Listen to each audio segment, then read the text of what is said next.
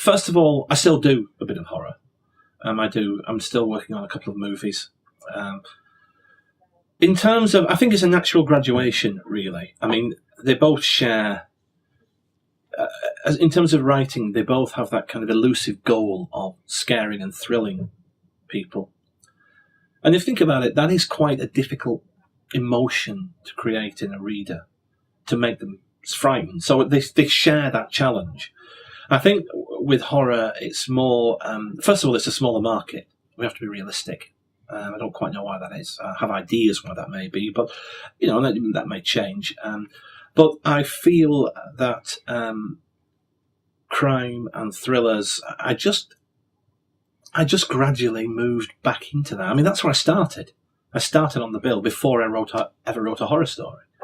And a lot of my horror stories tended to be, though I prefer supernatural to gruesomeness, they tended to be real urban places. I didn't really do country houses and things like that. So it tended to be more what would happen in the streets. So it was a kind of natural progression into crime, really. And I also had a lot of crime in them. I did a lot of police horror stories, police investigating bizarre things, which is not far off what happens here, really. I mean, some people would possibly argue Stalkers is verging on being a horror story. So, as I say, that it was a natural sideways move, really. I think one thing I did learn in horror is I like to create, if I can, a protracted sense of fear. I like my heroes to regularly be in jeopardy.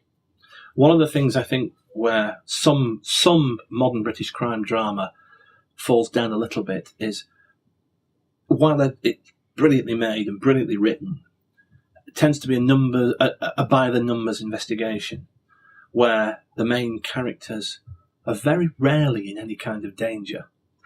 Well, mine are always in danger. I like to create a sense where even the police are very vulnerable.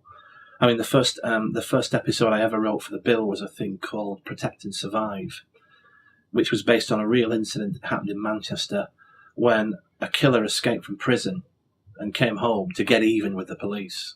So we spent the whole night targeting police officers.